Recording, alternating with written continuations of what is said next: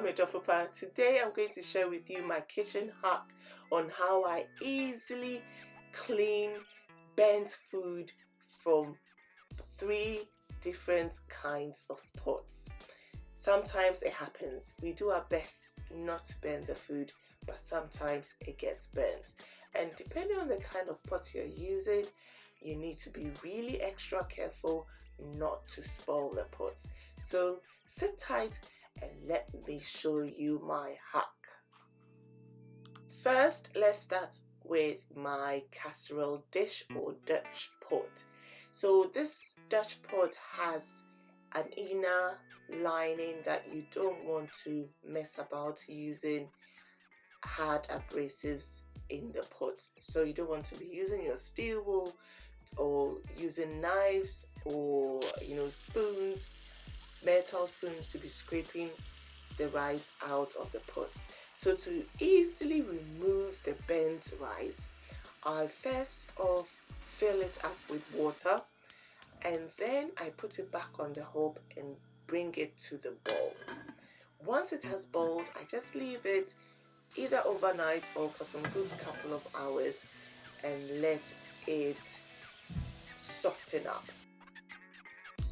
Once the rice has softened up, it's so easy to just lightly scrape it off using a wooden spoon, and you are just ready to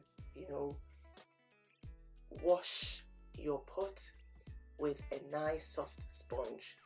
And that's how easy it is to clean this pot without causing much damage to the inner lining of the pot.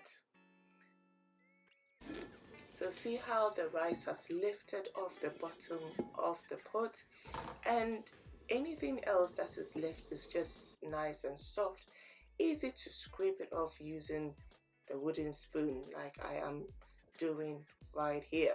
So it is easy to clean with a bit of soap, a soft sponge, and whilst the pot is still warm but easy to manage, easy to touch, you can easily wash the pot without much effort and without much scraping, which can damage your inner lining of your Dutch pot. So as you can see here, this Dutch pot, I've used it for years, from days back when I started blogging about 4 or 5 years ago, and I use it every day in my cooking, not just for blogging but in my everyday cooking. So it has done quite well. So next thing is my non-stick pot.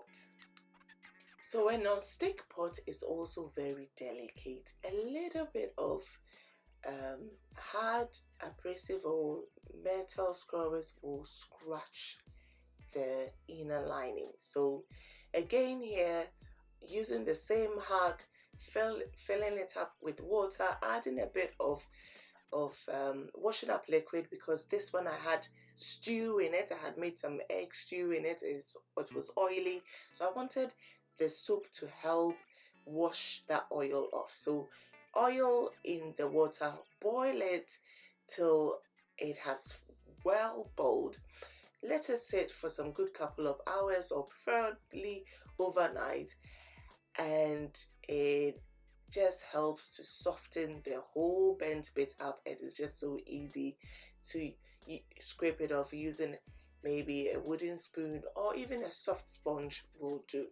So usually when I am about to wash the pot, I will warm it up a bit to help it to be washed easily, especially when I have an oily food in it.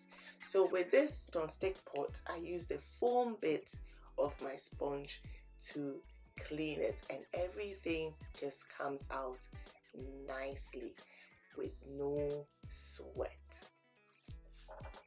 So this pot is another one that I use almost every single day. For my weekday cooking and for blogging. I love to simmer my tomatoes in there for my tomato stews. I'm making my stews in there. That's another one I use all the time. And see how easily it is to clean it when you have a burnt bottom. So the next one is my aluminium pot. So this particular one, I had cooked jollof rice in it and I had a burnt bit. So using the same method, filling it up with water, a bit of soap because jollof is quite oily, putting it on the hob to boil really well, letting it sit for some good couple of hours, preferably overnight, really helps to soften the bottom. So I also use the same method to wash my shito pots. If you've been following me, you know that I make shito to sell. So I use the same method to easily wash my shito pots, especially when I'm doing one production after the other. I need my pots, so I need a quick solution. And you know how shito can also burn, so I have also demonstrated with my shito pot, which I had gone through the same process, let it soak overnight, and just see how the bottom lifts off after it had soaked for some good couple of hours. So this is my shito pot, and the shito, the burnt bit, I just lifted off the bottom. I'm just using my fingers to be able to scrape it off. But yes, I was in a hurry, so I used my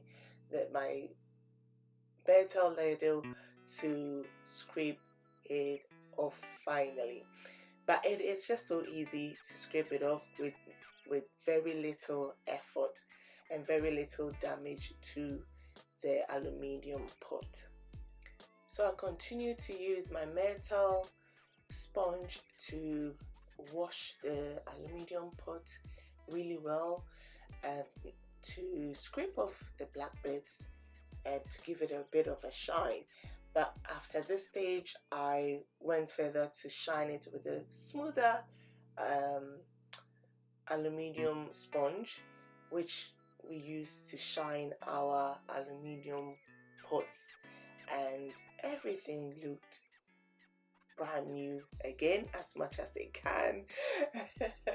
Remembering that these pots I've used for years and I use them almost every day, so they go through this kind of process on a daily basis, which can be really harsh on the pots. But using this hack really helps to reduce the damage that it would have to go through on a daily basis, and it helps to protect your pot for much longer. So I hope this hack has been really useful and you will put it into practice.